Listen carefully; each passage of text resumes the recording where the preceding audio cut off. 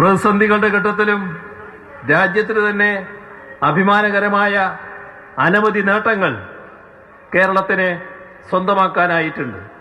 നീതി ആയോഗിന്റെ ദേശീയ multi dimensions ദാരിദ്ര്യ സൂചികയിൽ കുറവ് ദാരിദ്ര്യമുള്ള സംസ്ഥാനം, നീതി ആയോഗ് തയ്യാറാക്കിയ സുസ്ഥിര വികസന സൂചികകൾ പ്രകാരം രാജ്യത്ത് ഒന്നാമത്തെ സംസ്ഥാനം, 2021 പബ്ലിക് അഫയേഴ്സ് ഇൻഡെക്സിൽ 1-ാം സ്ഥാനം, കേന്ദ്ര വിദ്യാഭ്യാസ മന്ത്രാലയത്തിന്റെ മികവിന്റെ സൂചികയിൽ 1-ാം സ്ഥാനം, നീതി ആയോഗിന്റെ ആരോഗ്യ സൂചികയിൽ 1-ാം സ്ഥാനം, ഏറ്റവും കൂടുതൽ സൗജന്യ ചികിത്സ നൽകിയ സംസ്ഥാനത്തിനുള്ള കേന്ദ്ര സർക്കാരിന്റെ ആരോഗ്യമന്ത്രൻ പുരസ്കാരം, ഇന്ത്യ ടുഡേ നടത്തിയ ഹാപ്പിനെസ് ഇൻഡെക്സ് സർവേയിൽ 1-ാം സ്ഥാനം തുടങ്ങി അസംഖ്യം നേട്ടങ്ങൾ കഴിഞ്ഞ 8 വർഷക്കാലയളവിൽ കേരളത്തിന് സ്വന്തമാക്കാനായി.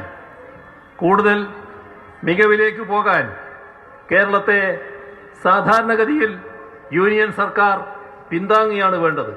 എന്നാൽ അതിനു പകരം ഈ മുന്നേറ്റത്തിന് തടസ്സങ്ങൾ സൃഷ്ടിക്കാനാണ് കേന്ദ്ര സർക്കാർ ശ്രമിക്കുന്നത്.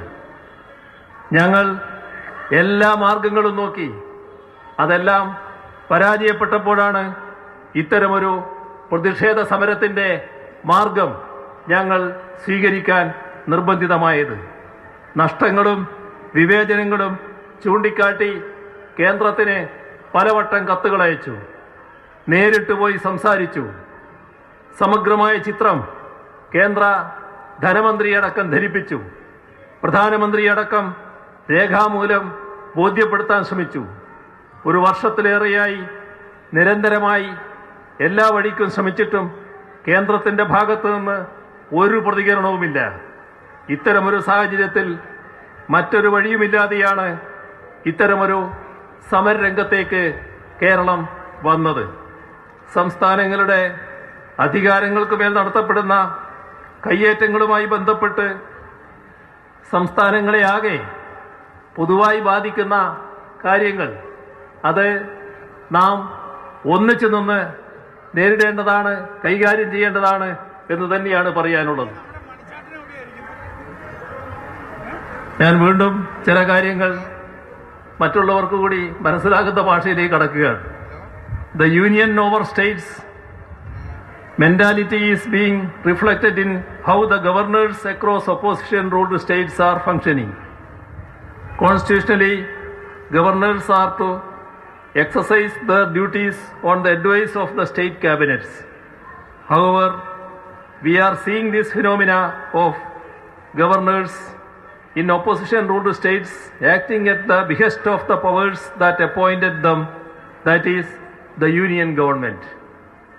We are gathered here in Delhi, where the union government has intruded extensively into the powers of the state government. As you are aware, this has become subject to severe criticism of the Supreme Court. We are all familiar with the case that was filed by the Delhi state government in the Honorable Supreme Court and the verdict of the Constitution bench. However, within days of that landmark judgment, in which the Honorable Chief Justice opined that a constitutionally entrenched and democratically elected government needs to have control over its administration, the union government introduced an ordinance and subsequently passed a bill in the parliament. It proves to us that the union government will go forward with their authoritarian tendencies to any extent to usurp the rights of the states.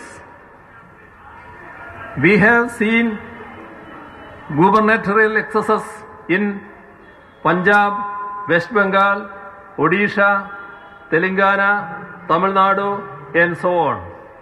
In many states, including Kerala, we have seen governors trying to overreach their constitutional mandate by meddling with the autonomy of the legislature.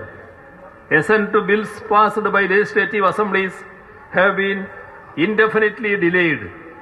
In this context, it is to be noted that the Supreme Court did warn the governors that they were playing with the fire Yet, governors continue to play their political games.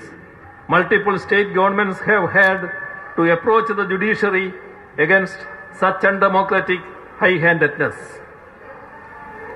Kerala's governor does not have time to spend in Kerala. Mostly he is outside. ഇന്നും ഇവിടെയുണ്ട്. കേരള ഹൗസിൽ ചിലർ ചോദിച്ചു നിങ്ങളുടെ സമരത്തിൽ പങ്കെടുക്കാനോ കാണാനോ വന്നതാണോ? If at all he comes to Kerala, he does not have time to read out the entire governor's address in the assembly. But he has time to sit on the road and create a scene. In all opposition-ruled states, there have been instances of chancellors acting as at the behest of their political masters in matters related to universities. Interests and statutes of the states are being sidelined in this regard.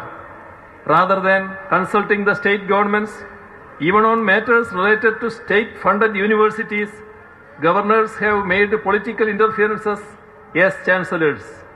In Kerala too, the same is happening. The chancellor, by misusing his powers, is appointing senate members according to his own whims and fancies in an attempt to usurp the administration of universities and thereby even destroying the academic autonomy of our universities. There are some who alleged that this protest in Delhi is politically motivated. In reality, it is that allegation what is politically motivated.